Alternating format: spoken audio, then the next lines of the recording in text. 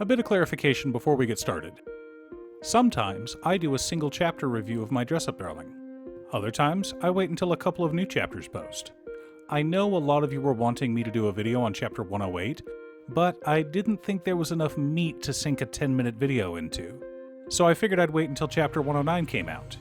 I've done this before. My video on chapters 102 and 103, as well as the other one on 105 and 106, were both videos covering 2 chapters.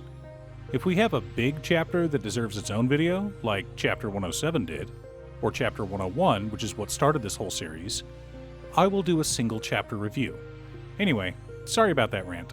There were lots of comments in my last video asking when I would do a video on chapter 108, and I wanted to answer those concerns.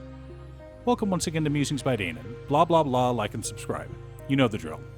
Anyway, chapter 108 starts out with Marin and Wakana catching up. The two have a lot to say, and a lot has happened in Wakana's life over the last few days, especially with Nan-chan reappearing, but also with Wakana's face. Apparently, Wakana thought of himself as stoic, but Marin can read him like a book. Maybe it's because she's in love with him and is always looking at him, or maybe it's because Wakana isn't as good at hiding his emotions as he thought he was. Probably a combination of both.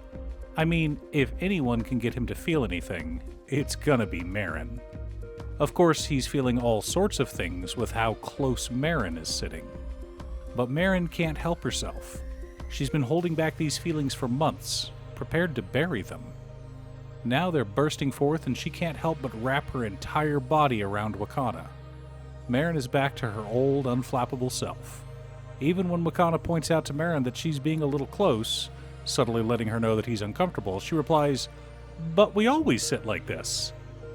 Both us as readers and Wakana are certain they've never sat like this throughout the history of their relationship. But nothing is going to stop our dress-up doll from embracing her dressmaker. Wakana goes on to reassure Marin that he wants to keep making her outfits, and he'll try to rein in his jealousy. Of course, this turn in the conversation reminds Marin of something that has been on her mind. She forgot about it, what with the confessions and the kissing and all that. Marin didn't hate being surrounded at Comiket. In fact, she rather enjoyed it. All the compliments and praise felt wonderful, but that's not what Marin wants out of cosplay. For Marin, cosplay is fun. Hanging out with other cosplayers is fun. Going to small events and wearing the costumes Wakana made for her is fun. As outgoing and radiant as Marin is, she's grown to love the small gatherings with close friends. Possibly because of Wakana's influence more than anything. As long as she gets to cosplay in the outfits she wants, and so long as those clothes are made by Wakana, that is her path to happiness. That and hearing Wakana's praise. His praise means more to her than words coming from anyone else. Speaking of praise, Marin points out that the original creator of Mandate of Heaven, Shiba Tokyo, actually complimented the cosplay. Wakana isn't sure if that can be considered praise, but Marin assures him that just getting a comment from the old codger is unheard of. Wakana thanks him for his kind words, but this prompts Marin to ask Wakana how she looked as Haniel. Specifically, she wanted to know if she was beautiful. Without hesitation, Wakana said she was. Wait a minute, beautiful is an important word to you, isn't it? It's something you only use when it's very special. Thanks so much, Gojo-kun! Poor Wakana is squished even more by our ecstatic bisque doll. But Marin's not done. Now that she's gotten Wakana to admit that she's beautiful, she asks him which of her cosplays he liked the most. Wakana takes his time and really thinks about it. He remembers all the different versions of Marin that he's helped to create over the last 9 months. Finally, he tells her that he thinks she always looks great. "You've had me enchanted for a while." Marin starts beating on Wakana, a sign that she's both happy and embarrassed. "Why didn't you say anything earlier?"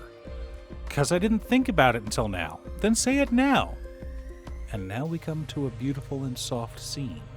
A scene that takes us back to chapter 14 with Wakana falling asleep on the train, calling Marin beautiful right before passing out. But this time, he's wide awake, and the most embarrassed he's ever been. Well, maybe not. Marin in a bikini demanding he measure her bust was more embarrassing. But this is right up there. But with Marin begging, Wakana capitulates. Chapter 108 wraps up with Wakana being embarrassed and Marin being ecstatic, which is basically how their relationship began. Wakana being embarrassed all the time and Marin being super chipper. Only now, instead of classmates getting to know each other, they are dating. And Marin, so full of the love she's felt for so long, tells Wakana that she loves him. Oh, sorry. Loves him! Chapter 109 starts out with Wakana trying to leave and Marin desperately clinging to him. Wakana tried explaining that it's time for him to go home, but Marin isn't hearing it. So Wakana has to pull the grandpa card, the one person Marin respects unequivocally. Of course, since Marin has felt weird being around him recently, she hasn't come over for dinner, so she asks if she can come. And so that she can see Gramps. Wakana says yes, then tells her goodbye, but Marin follows him anyway. Wakana has to put her at her place, which Marin is not happy about. The thing I love about this couple is that sometimes Marin is the mature one, and other times Wakana is. Chapter 109 is definitely one of Marin's childish moments. Wakana is exhausted simply thinking about a future with Marin. But thinking back on what she said, about how happy it makes her to cosplay wearing the clothes made by him, he's just head over heels for Marin, and can't believe she loves him back. So what to do about this situation? Oh, wait, is she going to be this clingy when she comes over for dinner? How will Grandpa react? Is she going to be all over him in front of Grandpa? Hopefully not, but this is Marin we're talking about. Wakana goes home to let Grandpa know they've started dating. But Grandpa, ever the stoic, assumed they already were dating. And then the scene transitions over to Seno. For those who don't remember, Seno is an editor and friend of Mizoi Shogo.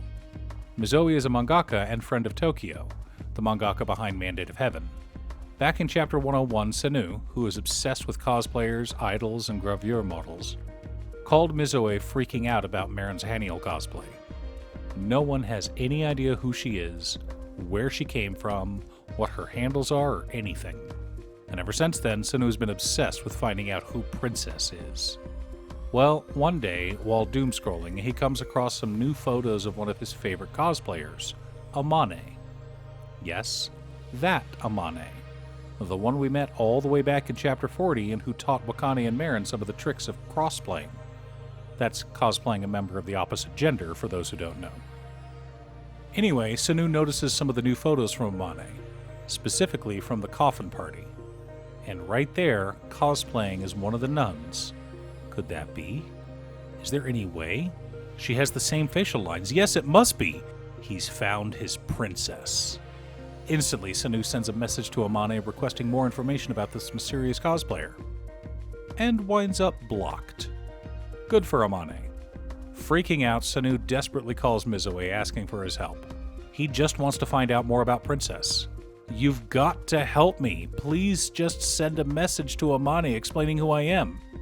Mizoi refuses, and when Seno asks why, Mizoi yells at him.